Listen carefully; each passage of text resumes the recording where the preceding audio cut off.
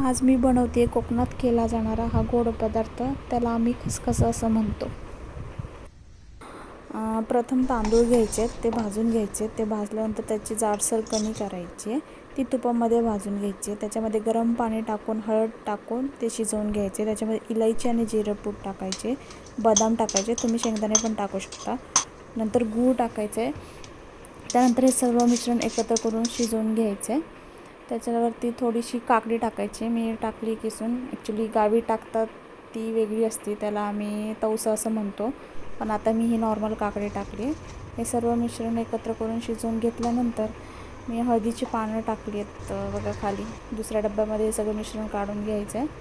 मिश्रण काढून घेतल्यानंतर वरती गार्निशिंगसाठी मी बदाम टाकलेत. त्याच्यानंतर हे 2 ते 3 तास सेट व्हायला ठेवायचे. सेट झाल्यानंतर हे बघा केकसारखं कट होतं, जसं मी करते. तुम्ही प्लीज नक्की करून बघा.